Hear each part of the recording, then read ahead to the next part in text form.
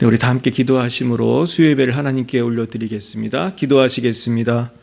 사랑과 은혜가 충만하신 하나님 아버지 감사합니다. 오늘도 주님의 은혜 사모하여 수요예배에 나올 수 있도록 인도하여 주심을 감사합니다. 이 시간에도 십자가의 보혈로 우리 모두를 정결케 하여 주시고 성령의 충만함을 받아 우리의 힘 되신 여호와 하나님만을 바라보고 세이 먹고 승리하는 우리 모두가 되게 하여 주시옵소서. 예수님 이름으로 기도드렸사옵나이다. 아멘. 네, 오늘은 우리 찬송가 585장 내 주는 강한 성이요 585장으로 하나님께 영광 올려드리겠습니다. 585장 찬양하겠습니다.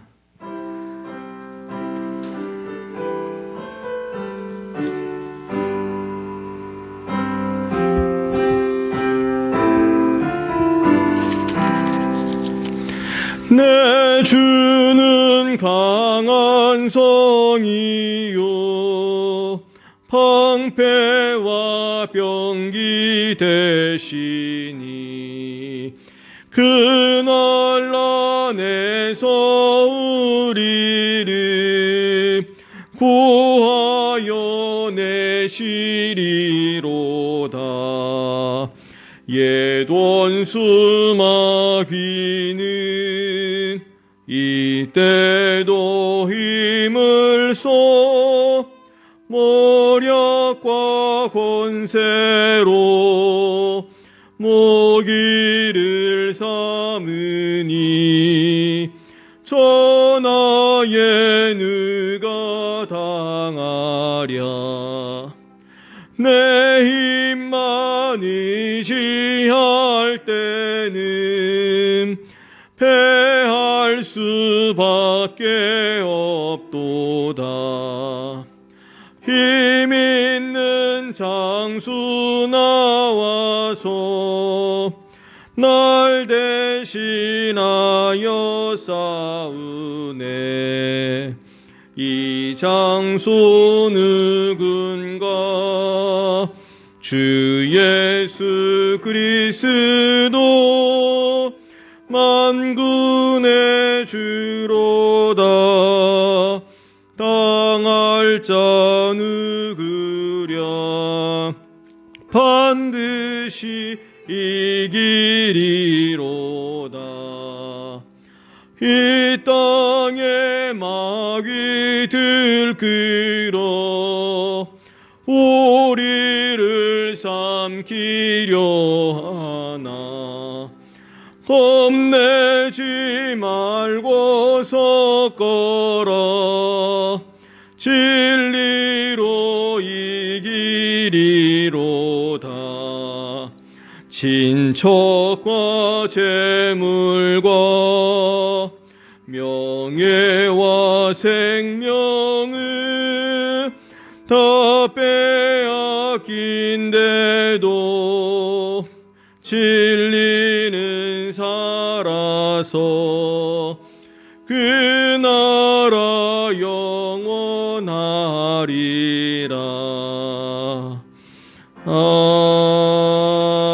아멘.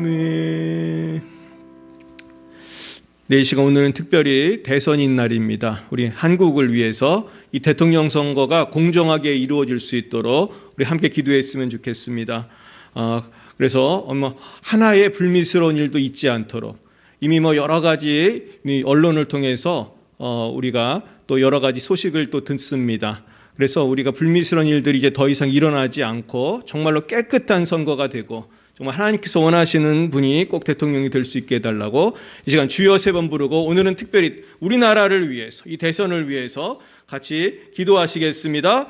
주여 주여 주여. 할렐루야. 하나님 아버지 감사합니다. 우리에게 아버지 이렇게 귀한 대선의 날을 주시어서 아버지 우리가 먼저 하나님께 기도하며 나아갈 수 있도록 인도해 주시니 감사합니다. 하나님 아버지 이 나라가 정말로 지금 너무나 위기 가운데 있고 아버지 경제적인 위기, 영적인 위기, 아버지 교회의 위기, 민족의 위기, 아버지 윤리 도덕의 위기 속에 있습니다. 하나님이시여 아버지 이때에 중요한 것은 아버지 지도자가 바르게 나라를 이끌어야 하는데 하나님 아버지시여 하나님을 경외하는 대통령이 꼭 아버지 되게 하여 주시옵시고 아버지 이 모든 선거가 공정하게 이루어질 수 있도록 하나님 인도하여 주옵소서. 마귀는 우리가 생각할 수 없는 많은 방법으로 우리를 넘어뜨리려고 하지만은 우리의 큰 방패 되시고 우리의 산성 되시고 피난처 되신 여호와 하나님 의지합니다. 우리의 힘으로는 이 마귀를 이길 수가 없고 아버지 이 마귀의 세력들을 이길 수 없지만은 피난처 되신 주여 우리 국민들을 불쌍히 여겨주셔서 어떠한 흉계가 있을지라도 이번 선거만큼은 공정하게 이루어지며 반드시 하나님께서 원하시는 대통령이 세워질 수 있도록 하나님 역사하여 주옵소서. 아버지 우리 국민들이 정말로 이번 선거에 하나님을 경외하는 마음으로 투표하게 해주시옵시고 이 모든 개표 과정 속에서도 조금 더 불미스러운 일이 없도록 주여 역사하여 주시옵소서. 아버지 하나님께만 오직 영광 돌리는 대한민국 되기 원합니다. 우리도 아버지 각자의 삶 속에서 완수마귀에게 미혹당하여 넘어질 때 많이 있습니다.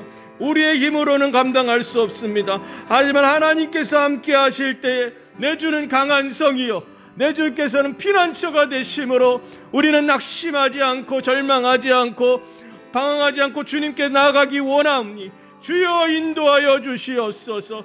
주여 우리 모든 자녀들을 축복합니다. 지금 원수마귀가 우리 자녀들을 악하고 음란한 이 시대에 여러 가지 모양으로 우리를 유혹합니다. 게임으로 유혹하고 인터넷으로 유혹하고 악하고 음란한 세상 문화로 유혹하고 물질 문명으로 아버지 돈으로 유혹하고 하나님을 경외해야 되는 우리 젊은이들이 지금 세상으로 다 나가가지고 방황하고 있습니다. 교회는 점점 늙어지고 있습니다. 평균 연령이 높아지고 있습니다. 아버지 유럽의 교회들은 이제 술집으로 변하고 있고 이슬람 사원으로 변하고 있습니다. 하나님이시여 이런 일들이 대한민국에도 일어나지 않도록 도와주시옵시고 우리 젊은 세대들이 주님께로 돌아올 수 있도록 도와주시옵소서. 아버지여 우리 열방 및사람께 성령을 부어주시고 부족한 종과 우리 모든 성도님들 이 시간 방송으로 예배드리는 모든 분들을 주여 축복합니다. 주여 성령 충만케 하여 주시옵소서. 성령 충만케 하여 주옵소서. 아버지 이 나라를 살려주옵소서. 이 나라를 살려주옵소서. 이 나라를 구원하여 주옵소서. 아버지 하나님만을 경외하는 나라 되게 하여 주옵소서.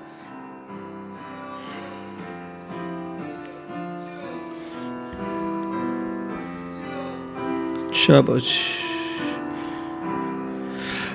할렐루야. 주님 감사합니다.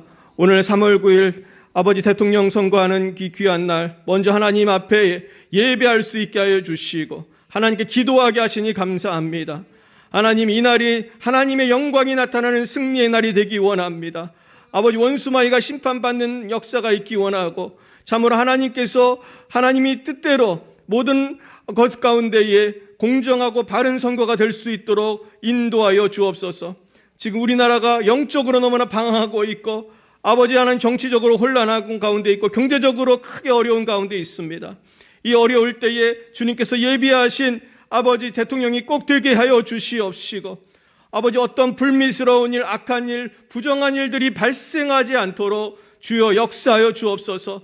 아버지 또 우리가 개인적으로도 우리가 어디서 무엇을 하든지 우리의 피난처 되신 주님께로 피하며 그 안에서 모든 두려움과 걱정, 근심이 사라지고 오직 하나님과 동행함으로 참으로 노아처럼 에녹처럼 정말로 엘리야처럼 우리가 믿음의 사람, 기도의 사람, 말씀의 사람 될 수 있도록 역사하여 주시고 특별히 우리 자녀들이 어디서 무엇을 하든지 우리 청년들, 우리 젊은이들, 어린이들이 하나님을 경외함으로 저들이 모두 말씀의 사람, 기도의 사람 되고 정말로 우리의 피난처 되신 여호와께 의지하여 승리하는 저들이 삶이 되게 하여 주옵소서. 아버지 우리 열방예배 사랑교회와 우리 성도님들 또 우리 선교사님들 축복합니다. 하나님 우리는 심히 연약한 가운데 있습니다. 아버지께서 우리를 도와주시지 않으면 우리 교회는 한 걸음도 나아갈 수가 없습니다. 하나님 은혜 내려주셔서 오직 우리의 피난처 되신 주님께서 이 교회를 부흥시켜 주시고 우리 성도님들의 가정을 복음화시켜 주시고 아버지 변화시켜 주시고 우리 선교사님들을 지켜보아 주옵소서. 특별히 러시아의 우리 장성 선교사님 아버지 그 인플레이션 가운데 큰 경제적인 어려움 속에 있습니다. 하나님 아버지 불쌍히 여겨주셔서 이 어려울 때를 잘 극복하게 하여 주옵소서. 아버지 또한 우리 레바논의 아버지 송지영 선교사님 가정을 축복하고 또 우리 아프리카의 5천씩 선교사님 가정을 축복합니다. 아버님 어디에 계시든지 우리 선교사님들 보호하여 주시고 인도하여 주옵소서. 오늘도 하나님 말씀을 듣기 원합니다. 주여 말씀하여 주옵소서.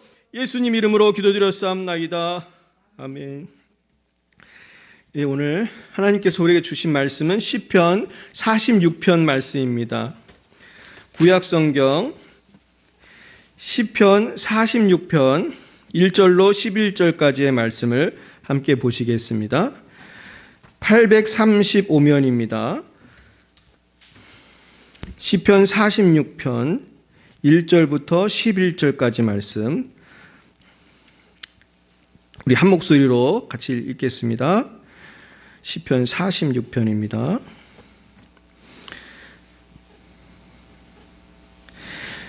하나님은 우리의避難처시요 힘이시니 환난 중에 만날 큰 도움이시라. 그러므로 땅이 변하든지 산이 흔들려 바다 가운데 빠지든지 바닷물이 솟아나고 뛰놀든지 그것이 넘침으로 산이 흔들릴지라도 우리는 두려워하지 아니하리로다. 한 시내가 있어 나뉘어 흘러 하나님의 성 곧 지존하신 이의 성소를 기쁘게 하도다. 하나님이 그 성 중에 계심에 성이 흔들리지 아니할 것이라. 새벽에 하나님이 도우시리로다. 문나라가 떠들며 왕국이 흔들렸더니 그가 소리를 내심에 땅이 녹았도다. 만군의 여호와께서 우리와 함께 하시니 야곱의 하나님은 우리의 피난처시로다. 와서 여호와의 행적을 볼지어다. 그가 땅을 황무지로 만드셨도다. 그가 땅끝까지 전쟁을 쉬게 하시며 활을 꺾고 창을 끊으며 수레를 불사르시는도다. 이르시기를 너희는 가만히 있어 내가 하나님됨을 알지어다. 내가 문나라 중에서 높임을 받으리라. 내가 세계 중에서 높임을 받으리라 하시도다.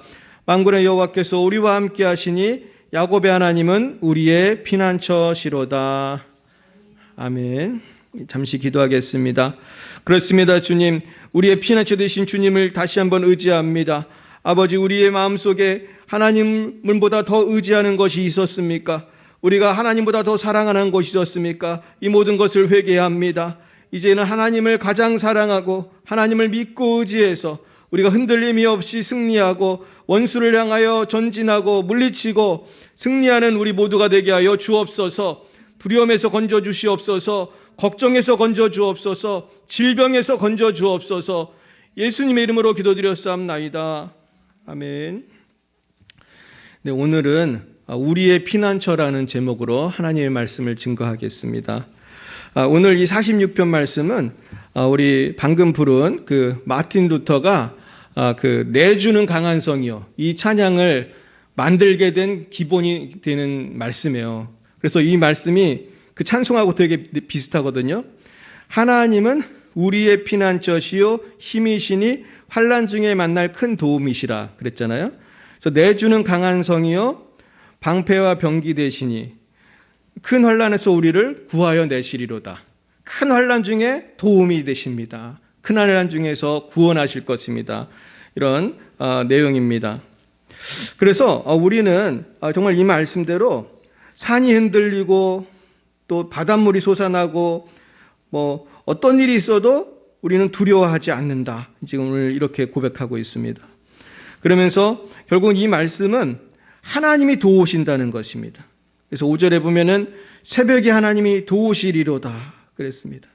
그리고 7절에 보면 야곱의 하나님은 우리의 피난처시로다. 그리고 8절 9절에 보면 땅을 황무지로 만드시고 땅끝까지 전쟁을 쉬게 하신다 그랬어요. 그리고 10절에는 너희는 가만히 있어 내가 하나님됨을 알지어다. 내가 문나라 중에서 높임을 받으리라. 내가 세계 중에서 높임을 받으리라 하시도다. 11절은 결론적으로 만군의 여호와께서 우리와 함께 하시니 야곱의 하나님은 우리의 피난처시로다. 결국 하나님이 우리의 산성이시고 피난처시고 우리를 도와주시고 우리를 구원하신다는 말씀입니다.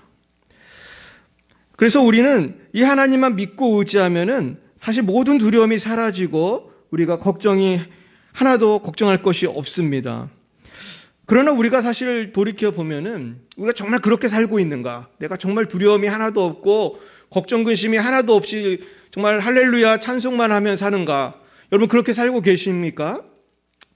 저 자신을 봐도 충만할 때는 충만하지만은 그렇지 못할 때도 많이 있어요. 그래서 이게 누구의 문제인가? 여러분, 하나님의 문제인가요? 우리의 문제인가요? 사실 하나님은 변함이 없으시죠. 하나님은 어제나 오늘이나 내일이나 늘 변함이 없으신데 누구의 마음이 흔들리는 거예요? 저의 마음, 여러분의 마음이 이 바람의 앞에 그 갈대처럼 자꾸 흔들리는 거예요. 그렇기 때문에 오늘 46편 이 시편 기자는 하나님을 의지하라, 하나님을 믿으라, 아멘. 오늘 그렇게 말씀하고 계신 겁니다. 그래서 제가 이것을 구원과 인간에 생각해 보니까 우리가 구원을 받는 건 값없이 받는 거잖아요.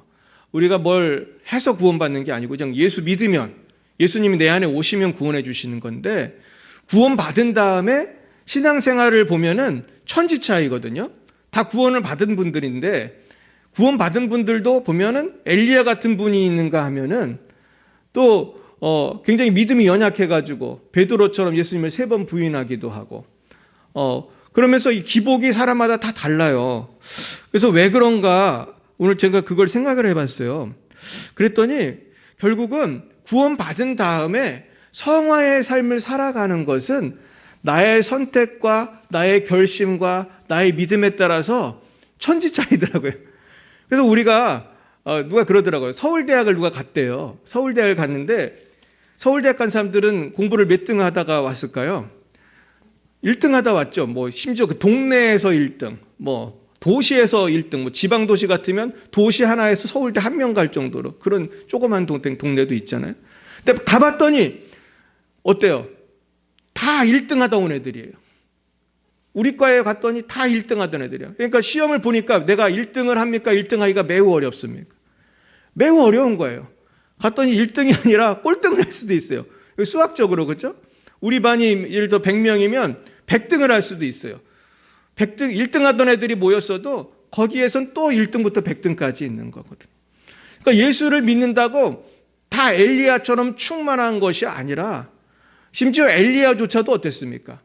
이세벨이 죽인다고 하니까 도망가가지고 어떻게 했어요? 죽여주시옵소서 그러죠. 죽여주시옵소서. 절망 가운데 막 엘리야도 낙심하고. 그러니까 예수를 믿는 삶은 그냥 잠잠하고 가만히 있는 삶이 아니고 영적 전쟁이죠. 우리가 정말 어떻게 보면은 가지 많은 나무 바람 잘 날 없다고 이 성도님들의 삶을 가만히 보면 바람 잘 날이 하나도 없어요. 우리 교회 같이 조그만 교회도 보면 성도님의 삶들이 그냥 아무 문제가 없는 날이 한 번도 없었던 것 같아요. 누군가는 다 문제가 있고 또 가정에 또 어떤 분들 말은 또 이게 해결 안 되는 문제가 다 있어요. 그래서 이게 정말 끊임없이 기도하고 싸워나가야 되는구나. 그러면서 사막 같은 가정이 샘이 솟도록 그리고 정말 홍해같이 암담한 우리 남편의 마음이 갈라지도록 어떤 집은 막 남편이 20년, 30년을 믿었어도 교회를 안 다니고 막 애들이 교회 안 나가고 뭐 방황하고 뭐 어떤 집은 또 어떤 질병이 있고 문제가 없는 집이 하나도 없어요. 결국 그래서 저는 이 문제를 어떻게 해결하나 우리가 어떻게 해야지 환난 중에도 평화를 누리고 두려움을 이길 수 있을까? 첫째는요. 이것은 우리가 기도를 통해서 우리의 믿음을 향상시켜야 할 줄 믿습니다. 그래서 너무나 우리 많이 들은 말씀이지만 저는 오늘 말씀을 준비하면서 내가 예수님처럼 기도해야 되는구나. 그걸 깨달았어요. 예수님이 하나님 아들이잖아요. 어찌 보면 예수님 아무것도 안 해도 믿음이 좋은 분인데 우리에게 기도의 본을 보여주셨거든요. 그러니까 우리도 예수님 같이 기도해야 되는 거더라고요. 근데 어떻게 하셨죠? 예수님 어떻게 하셨어요? 땀방울이 핏방울이 되도록 열심히 기도하셨고요. 주로 새벽과 밤에 기도하셨어요. 가만히 보면 예수님은 조용한 시간에 기도하셨고 또 산에 가서 많이 기도하셨어요. 조용한 장소. 그러니까 공식인 것 같아요. 조용한 장소로 가서 조용한 시간에 기도해야 되고 열심히 기도해야 되고. 근데 우리가 살다 보면 바쁘니까 이게 잘 안 돼요. 뭐 저도 집에 있으면 기도가 잘 안 되더라고요. 막 누가 테레비 테레비가 우리 집은 테레비가 없지만은 뭐 인터넷하고 뭐 아니면 뭐 누가 왔다 갔다 하고 전화 오고, 특별히 핸드폰이 있으니까 너무 기도하기 힘들어요. 카톡 오고 문자 오고 뭐 요새 무슨 광고 전화 왜 이렇게 많이 오는지, 막 이번에도 대선 후보들이 막 전화해가지고 딱 받으면 누굽니다 찍어달라고. 그러니까 기도에 집중하는 것이 현대인들이 더 어려운 것 같아요. 그래서 제가 권면을 드리고 싶은 것은, 우리의 믿음이 그냥 저절로 이렇게 잘하는 게 아니잖아요. 우리가 하나님께 정말 기도를 전심으로 하고 정말 하나님께 나아가기 위해서는 결단이 필요하다, 그런 생각이 듭니다. 그래서 우리 오순절날도 생각해 보면 제자들이 전심으로 기도할 때 성령이 임했는데, 그게 며칠을 기도한 것 같으세요? 오순절 성령이 임했잖아요. 제가 그거를 찾아봤더니 열흘이더라고요. 열흘. 그러니까 열흘만 죽도록 기도하면 역사가 나타나는 거더라고요. 우리가 보통 그렇게 잘 못하잖아요. 열흘 기도하면 사실 웬만한 문제 다 해결될 텐데, 열흘이고 아니라 10시간도 우리는 하기 힘들고, 어떻게 보면 1시간 집중해서 하기도 참 힘들어요. 그러니까 시간을 떼어내고 장소를 구별하고 전심으로 기도하는 거예요. 우리 따라해 보겠습니다. 시간을 구별하고 장소를 구별하고 최선을 다해 기도하자. 이게 예수님이 하신 공식이고요. 제자들도 똑같이 했어요. 시간을 떼어놨죠. 성령이 임할 때까지 계속 기도하라니까 이분들은 뭐 아무것도 안 하고 이제 모여가지고 계속 기도하는 거예요. 그리고 장소, 마가의 다락방, 그리고 전심으로, 정말 성경에도 보면은 정말 이분들이 최선을 다해 기도했다는 것을 밝히고 있거든요. 이거더라고요. 그래서 우리가 이렇게 기도하면 역사가 나타나요.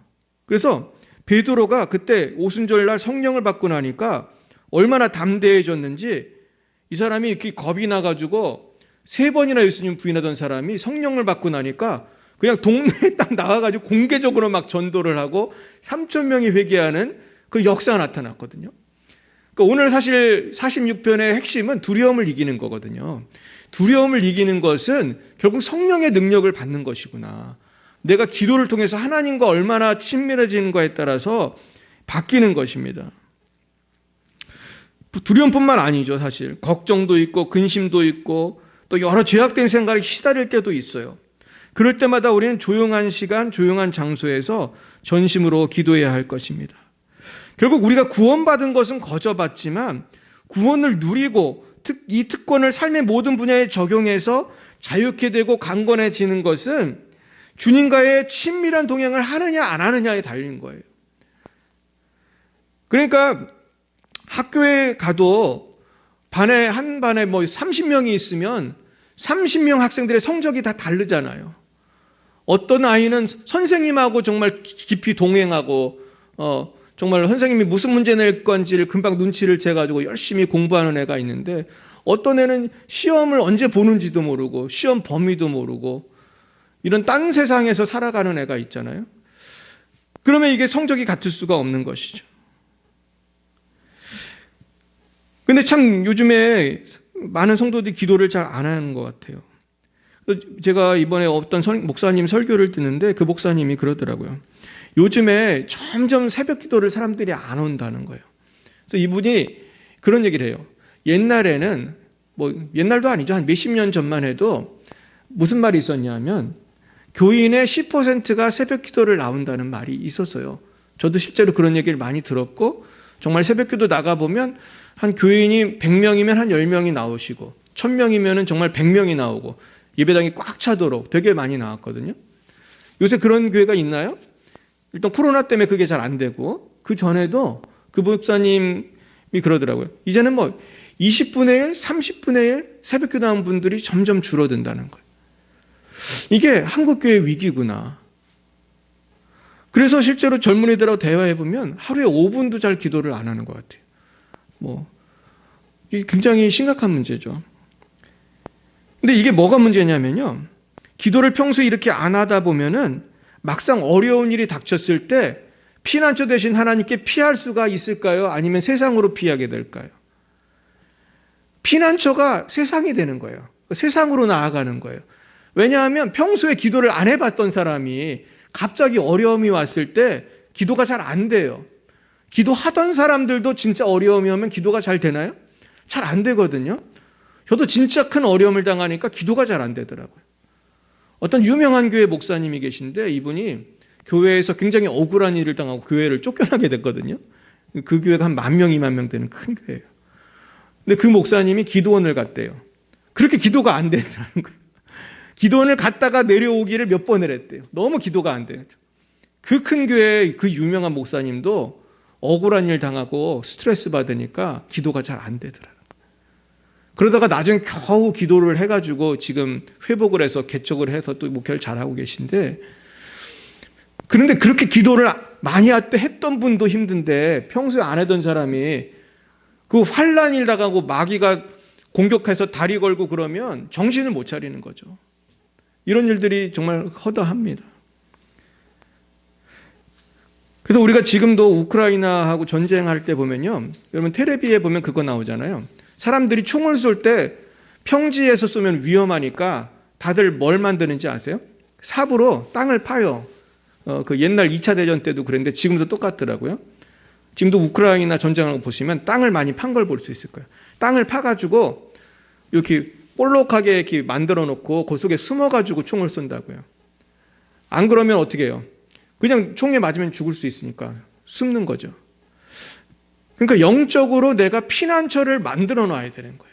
재료는 다 하나님이 주셨어요. 성경도 주셨고 기도하라고 주셨고 믿음으로 성령의 권능을 받으라, 성령께서 도와주실 거라고 다 약속했는데, 평소에 그 하나님이 약속하신 성령을 환영하고 말씀을 환영하고 기도하면서 내가 이렇게 믿음을 막 쌓아가고, 그래서 이 진지를 구축하고 피난처 되신 주님과 이렇게 딱 지키고 있으면 마귀가 와도 공격해도 소용이 없지만은, 내가 마음을 다 세상을 향해서 마음을 열고 그냥 세상이 좋아서 왔다 갔다 하면은 무방비가 되는 거죠. 그러면서 제가 어떤 목사님이 설교하는데 그렇게 설교하시더라고요. 우리가 어려움을 당하기 전에 준비를 해놔야 됩니다, 그러더라고요. 근데 그 말씀이 너무나 와닿았어요. 너무나 당연한 거잖아요. 전쟁이 그냥 언제 벌어질지 모르기 때문에 미리 땅을 파고 진지를 구축해내야 된다는 거예요. 실제로 군인들이 주로 군대 가서 하는 많은 일들이 진지를 구축하는 거거든요. 그러니까 진지를 구축을 하는 것은 마귀가 오는 게 보이면 이미 늦은 거예요. 이미 우리 집에 환란이 오면 이미 늦은 거예요. 미리 땅을 파야 돼. 무슨 땅을 팔까요? 뭘로 팔까요? 삽으로 팔까요? 기도로 파는 거죠. 기도로. 기도를 많이 해야 되는 거죠. 그러니까 10기도만 해서는 이게 안 되는 거예요.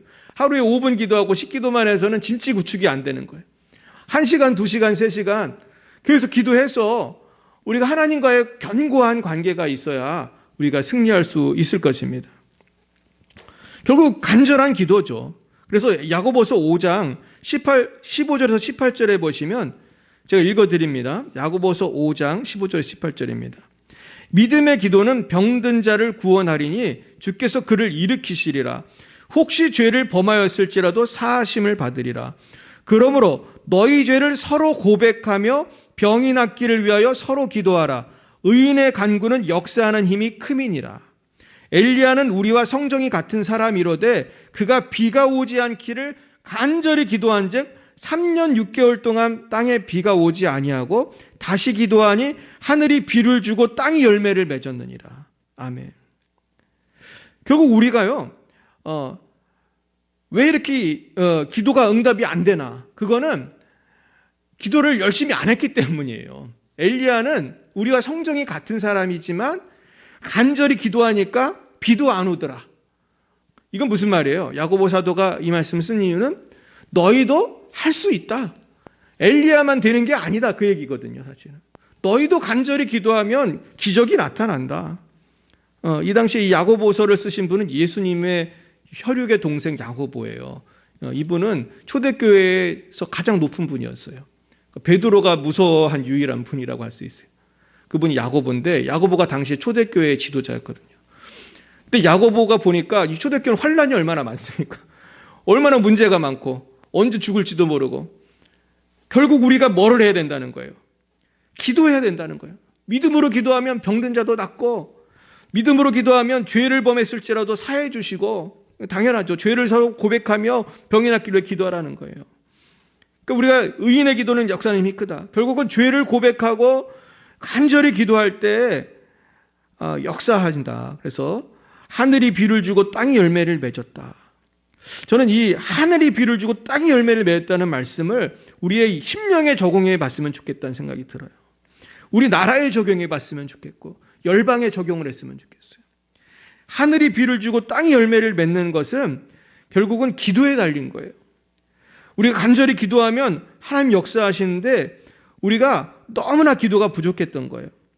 그래서 오순절 성령의 역사처럼 우리가 전심으로 모여 기도할 때 하늘을 여시고 불같은 성령을 부어주셔가지고 병이 나가고 귀신이 떠나가고 문제가 해결될 줄로 믿습니다.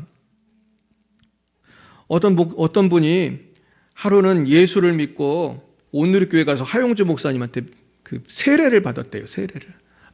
안수기도를 받았나 세례를 받았나 그랬는데 이분이 그런 표현을 쓰더라고요. 기도를 받는데 뭐가 안으로 쑥 들어오는 느낌이 나더래요. 풍선이 빵빵해지는 것처럼 뭐가 안으로 들어오는 것 같다는. 여러분 그런 체험 해보셨습니까? 우리가 기도할 때 은혜 받으면 성령이 들어오시는 게 막 체험이 되잖아요. 막 성령이 기름 부어주시는 게 막 부어주시는 게 막 체험이 되잖아요. 저도 가끔 그런 체험을 할 때가 있어요. 근데 그럴 때는 또 그렇게 빵빵해지고 막 충만해지다가도 우리가 기도를 열심히 안 하면은 또 형편없는 거예요. 그래서 우리 김영재 목사님 자주 쓰는 말이 그거거든요. 겸손한 사람은 없고 뭐만 있다고 그래요? 겸손한 환경만 있다. 이분이 되게 자주 쓰는 말이에요. 겸손한 사람은 없고 겸손한 환경만 있다. 사실 겸손한 사람이 왜 없겠습니까? 있겠지만은 그 사람도 그냥 겸손해졌을까요? 고난 속에서 겸손해졌을까요? 겸손한 환경 속에서 연단된 거예요. 저도 그래요, 사실은. 저도 겸손한 환경을 하나님이 인도하시니까 자꾸 겸손을 배우게 되더라고요. 그러면서 내가 그때 되게 교만하게 살았었네? 이렇게 회개가 되고. 기도도 마찬가지거든요. 엘리야 같이 기도하는 사람이 태어날 때부터 엘리야처럼 기도했을까요? 그래서 막 아기가 막 태어나자마자 막 주여 삼창하고 그런 아기가 없잖아요. 실제로 엘리야나 우리나 똑같잖아요. 근데 그 기도라고 하는 깊은 곳으로 들어가고 성령을 체험하고 특별히 또 기도를 가르치시기 위해서 하나님은 뭘 허락하십니까? 겸손한 환경을 허락하시잖아요. 고난을 허락하시고 어려움을 허락하시고. 그래서 그 순교자의 소리라는 선교단체의 그 리더께서 그런 말을 하더라고요. 하나님은 교회를 성결하게 하기 위해서 고난을 허락하십니다. 그런 얘기를 해요. 전 처음에 그 얘기가 이해가 잘 안 갔어요. 이게 무슨 소리인가? 근데 저 자신도 보니까 고난이 오면은 회개하게 되더라고요. 고난이 오면은 주여 하게 나아가게 되고. 결국 우리가 이 기도가 이렇게 중요하고 그래서 우리가 결국은 엘리야 같은 사람이 되어가는 거죠. 그렇게 태어나는 사람은 없는 거죠. 결국 기도의 사람은 하늘에 떨어지는 게 아니라 기도를 자꾸 하면서 되어가는 거죠. 우리 따라해 볼까요? 나도 엘리야처럼 기도의 용사가 될 수 있습니다. 아멘이신가요? 그러게요. 그래서 기도의 용사가 될 수 있어요. 이 기도 용사가 된다는 것은 사실은 하나님께서 고난도 허락하시고 어려움도 허락하실 때 그 속에서 기도하는 거죠. 그렇습니다. 저도 예전에 막 목회 시작하고 처음 목회자로서 이제 결혼을 하고 가정을 이루고 그럴 때 제가 우리 사모를 축복하면서 기도한 적이 있어요. 저 혼자 기도의 사람이 되게 해달라고 이제 기도의 어머니가 되게 해달라고 기도해 줬는데 기도를 했었거든요. 그런데 정말 하나님께서 살아계시더라고요. 우리가 고생을 많이 했잖아요. 그 고생 속에서 자꾸 기도의 어머니가 되어가는 것 같아요. 제가 보니까. 그래서 하나님은 우리에게 고난을 허락하시고 어려움도 허락하시는데 버릴 게 하나도 없구나. 저도 부족하지만 겸손한 환경을 자꾸 허락하시고 기도할 수밖에 없는 환경을 허락하시고. 그래서 이것이 우리가 불평을 하다 보면은 불평할 것이 되지만은 불평거리가 되지만은 감사하면은 이것은 나에게 주신 훈련 과정이구나. 우리 그렇게 아멘하셨으면 좋겠습니다. 아멘이신가요? 이러면서 우린 기도의 사람이 되는 거예요. 그럴 때 기도하면 성령이 임하고 여리고가 무너지고 홍해가 갈라지는 역사가 일어날 것입니다. 두 번째는 우리가 엘리야 같은 사람이 되려면은 결국은 하나님의 말씀을 의지해야 돼요. 그래서 말씀의 사람이 되어야 되는데 먼저는 말씀을 사모해야 돼요. 말씀은 변함이 없는데 우리가 이렇게 말씀을 온전히 믿지 못하고 사모하지 못하는 것이죠. 그래서 예수님 뭐라고 하셨냐면 이 하나님 말씀은 1.1획도 변하지 않는다고 그러셨어요. 그러니까 말씀은 안 변해요. 우리가 자꾸 왔다 갔다 하는 거예요. 그래서 우리가 반석인 주님을 의지해서 견고하게 바위처럼 서려면 말씀을 사모해야 돼요. 그래서 로마서 10장 17절에 보시면은 믿음은 들음에서 나며 들음은 그리스도의 말씀으로 말미암았느니라 그랬어요. 믿음은 들음에서 나며 들음은 그리스도의 말씀으로 말미암았다. 다시 말해서 말씀을 들어야 믿음이 생긴다는 거예요. 아멘이신가요? 나 그때 옛날에 들었던 말씀인데? 아니, 오늘 들으면 또 새로운 거예요. 기도하면 기적이 나타난다는 말을 우리 얼마나 많이 듣고 믿음대로 되리라 얼마나 많이 듣고 구하라 두드리라 열리라. 그런데 우리가 이런 말씀 똑같은 말씀이라도 자꾸 들으면은요 그 말씀이 또 다른 거예요. 또 역사하더라고요. 그래서 말씀을 들을 때 믿음이 생기고 자랍니다. 두 번째는요 내가 말씀을 의지하려면 말씀을 믿어야 돼요. 믿음이 없이는 하나님을 기쁘시게 못한다고 했고요. 말씀을 믿어야 역사합니다. 그래서 예수님께서는 내 믿음대로 되리라 그러셨어요. 그리고 사도 바울도 믿음의 역사라는 말을 썼어요. 그러니까 믿어야 역사하는 거예요. 말씀은 똑같은데 어떤 사람은 믿으니까 역사하는데 어떤 사람은 안 믿으니까 역사 안 하는 거예요. 근데 가만히 보면요. 이성적이고 똑똑한 분들이 말씀을 잘 못 믿어요. 공부 많이 한 분들, 막 머리 좋은 분들은 보면 의심이 그렇게 많아요. 그래가지고 이분들 보면 불쌍하게 사는 분들이 많아요. 그래서 제가 최근에도 어떤 똑똑한 분을 봤는데 이분이 얼마나 똑똑하냐면요. 하버드 대학에서 아시아계, 주로 한국 사람들이 많겠죠. 학생들을 뽑는, 추천하고 그러는 일을 했던 분이에요. 그러니까 하버드 대학 가기도 힘든데 거기서 학생들을 가르치는 일을 할 정도로 하버드대 교수를 했던 한국 사람이 있어요. 그러니까 얼마나 똑똑한 거예요. 하버드대 가기도 어려운데 거기서 교수를 할 정도니. 근데 이분의 얘기를 제가 듣다 보면은 어떤 한계를 느끼냐면 이분이 그 부인이 예수님 믿는 사람이더라고요. 그래가지고 아마 교회를 다닌 것 같은데 보면 믿음이 별로 없다는 걸 느낄 수가 있어요. 머리는 그렇게 똑똑하고 이분 말하는 거 보면 저는 어떻게 저런 똑똑한 얘기를 한다. 이분 분야가 얼마나 넓은지 몰라요. 아주 똑똑해. 근데 가만히 들으면은 초자연적인 하나님의 역사에 대해서는 마음이 많이 닫혀 있는 걸 보게 돼요. 여러분들도 그런 분들 많이 보셨죠? 이런 사람들 많거든요. 근데 이 답답한 거예요. 그거를 뛰어넘기만 하면 새로운 세계가 펼쳐지는데 그걸 못 뛰어넘는 거예요. 그냥 맨날 그냥 자기 상식선에서만 생각하고 돈 없는데 무슨 헌금 하나 그러고 바쁜데 무슨 기도 하나 그리고 할 일도 많은데 무슨 선교 하나 이러면 할 게 하나도 없는 거예요. 사실은 누구는 안 바쁘고 누구는 돈 안 필요하고 누구는 할 일이 없습니까? 다 바쁘지만 하는 거잖아요. 주님을 위해서. 그러니까 기적이 나타나는데 이걸 넘지를 못하는 거예요.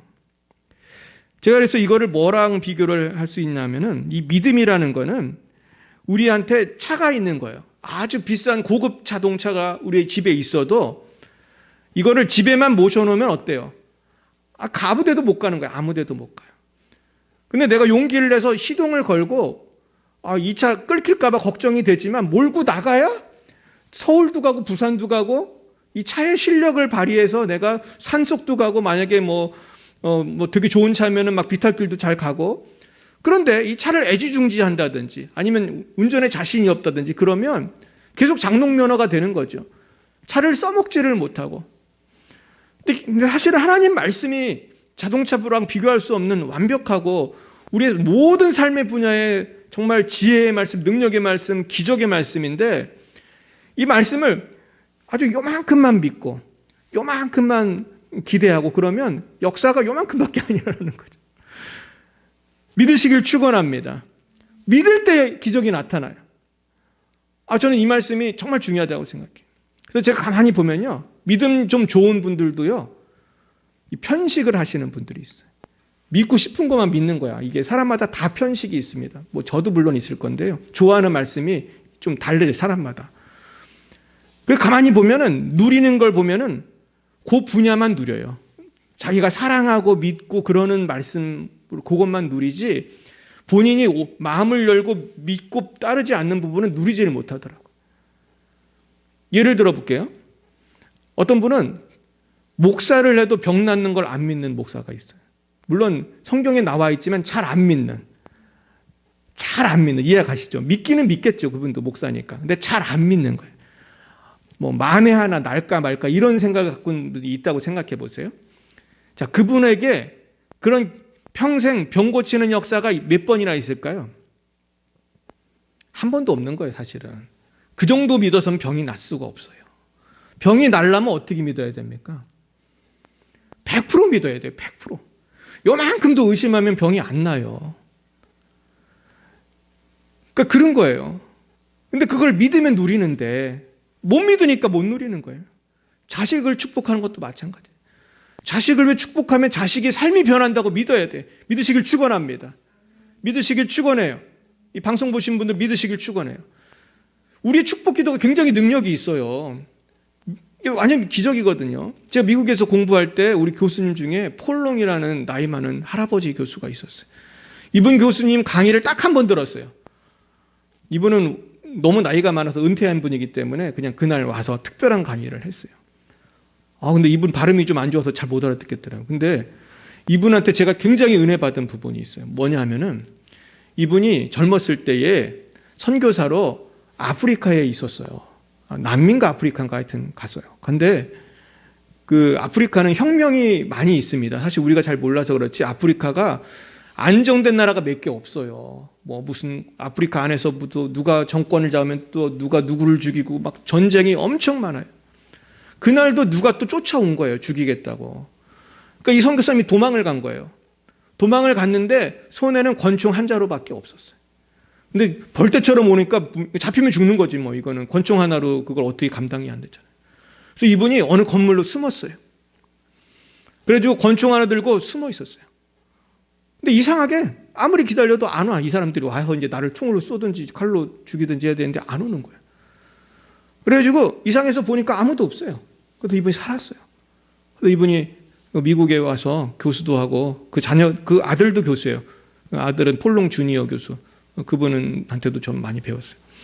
근데 그분의 이야기가 책에 나와요. 우리가 아마 이 얘기 들으신 분 많이 있을 건데, 이분의 실화예요. 이분이 나중에 미국에 와서 그런 간증을 하고 삶을 나눴더니 이분을 위해 중보하던 중보팀이 있었어요. 선교사님 왜 우리도 기도하잖아요. 그런데 놀랍게도 선교사님을 위해서 중보하는 그 중보팀들이 그 시간에, 그 선교사님이 죽음의 위기에 있는 그 시간에 기도를 하고 있었대요. 그랬더니 그 쫓아오던 군인들이 그 시간에 놀랍게도 그 선교사님을 피해서 딴 데로 간 거예요. 그래서 동일한 시간에 미국에서 기도팀들이 기도할 때에 성령님은 그 외국에서 역사하셔가지고 그분을 살려주셨더라고요. 결국 이렇게 기도가 역사하는데 우리는 이걸 믿어야 할 것입니다. 그래서 믿는 대로 역사하는데요, 시편 18편에 보면은 이런 말씀이 있어요. 그러므로 여호와께서 내 의를 따라 갚으시되 그의 목전에서 내 손이 깨끗한 만큼 내게 갚으셨도다. 시편 18편 24절이에요. 여호와께서는 내 의를 따라 갚으신다고 했어요. 근데 여러분, 우리의 의는 누구를 믿는 것밖에 없습니까? 예수를 믿는 것밖에 없어요. 하나님을 믿는 것밖에 없어요. 쉽게 말해서 믿는 대로 역사하신다는 거예요. 아멘이십니까? 그러면서 25절에 이런 말씀이 있어요. 자비로운 자에게는 주의 자비로우심을 나타내시며 완전한 자에게는 주의 완전하심을 보이시며 깨끗한 자에게는 주의 깨끗하심을 보이시며 사악한 자에게는 주의 거스르심을 보이시리니 주께서 곤고한 백성은 구원하시고 교만한 눈은 낮추시리이다. 주께서 나의 등불을 켜시며 여호와 내 하나님이 내 흑암을 밝히시리이다. 내가 주를 의뢰하고 적군을 향해 달리며 내 하나님을 의지하고 담을 뛰어넘나이다. 아멘. 우리가 말씀대로 믿음으로 주를 의뢰하고 적군을 향해 달리며 하나님을 의지하고 담을 뛰어넘으시기를 축원합니다. 세 번째, 말씀대로 살아야 돼요. 말씀대로 살면 형통하는 것입니다. 여호수아 1장 7절로 9절 말씀을 읽어드려요. 오직 강하고 극히 담대하여 나의 종 모세가 내게 명령한 그 율법을 다 지켜 행하고 우로나 좌로나 치우치지 말라. 그리하면 어디로 가든지 형통하리니 이 율법책을 내 입에서 떠나지 말게 하며 주야로 그것을 묵상하여 그 안에 기록된 대로 다 지켜 행하라. 그리하면 내 길이 평탄하게 될 것이며 내가 형통하리라. 내가 내게 명령한 것이 아니냐? 강하고 담대하라. 두려워하지 말며 놀라지 말라. 내가 어디로 가든지 네 하나님 여호와가 너와 함께하느니라 하시니라. 결국 말씀대로 살아갈 때 형통하고 하나님 말씀을 붙들 때 우리는 두려움이 없이 담대하게 될 것입니다. 우리 하나님과 동행하고 우리 하나님의 임재를 경험하기 위해서는 하나님의 말씀을 주야로 묵상하고 실천해야 합니다. 얼만큼 실천하느냐에 달린 것입니다. 모래집인지 반석집인지 따로 정해진 것이 없습니다. 우리가 아무리 은혜 받고 먼저 믿었어도 불순종하면 모래집 인생이 되고 무너지고, 아무리 늦게 믿었어도 우리가 말씀대로 살면 반석 위에 지은 집처럼 견고하며 그 열매를 먹을 것입니다. 한 가지 말씀만 드리고 마치겠습니다. 결국 두려움을 이기는 것은 말씀과 기도로 하나님과 동행하는 것인데요. 다윗이 골리앗을 만났을 때도 그가 두려움이 없이 골리앗을 쳐 없앤 것은요, 그가 키가 컸기 때문도 아니고 경험이 많았기 때문도 아니에요. 더 경험 많고 체격 좋은 장군들이 많았어요. 근데 다윗만 골리앗을 물길 수 있었던 것은 다윗은 이미 하나님을 믿고 하나님을 피난처로 삼았던 사람이기 때문이에요.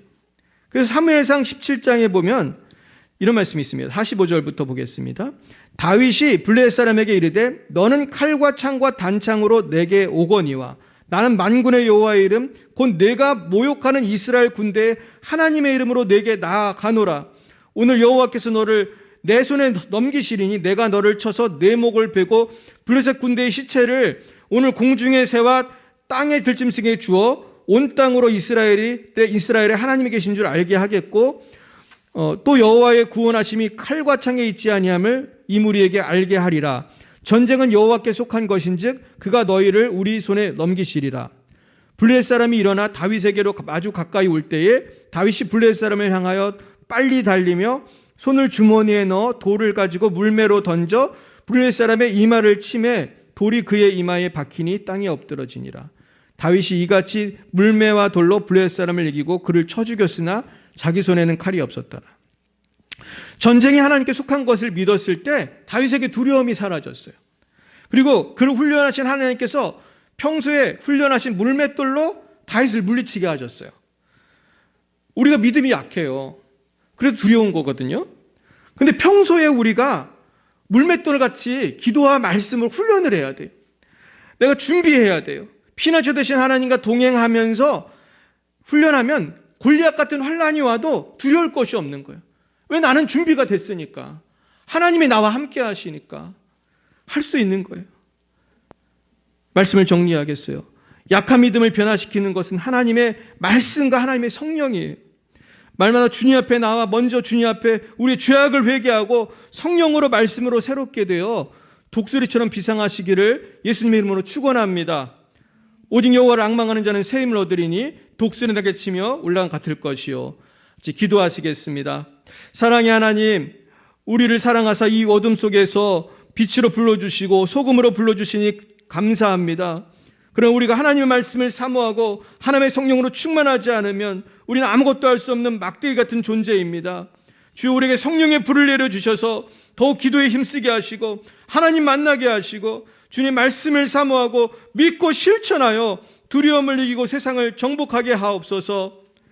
지금은 살아계신 주 예수 그리스도의 구속의 은혜와 하나님 아버지의 놀라우신 사랑하심과 성령의 교통하심이 날마다 하나님의 말씀과 기도로 승리하기로 결단하는 사난 죄자들 머리 위에와 저들의 가정 위에, 또한 대한민국과 열방 위에, 열방의 빛 사랑교회 위에 이제와 영원 몽토록 함께하옵시기를 간절히 축원하옵나이다.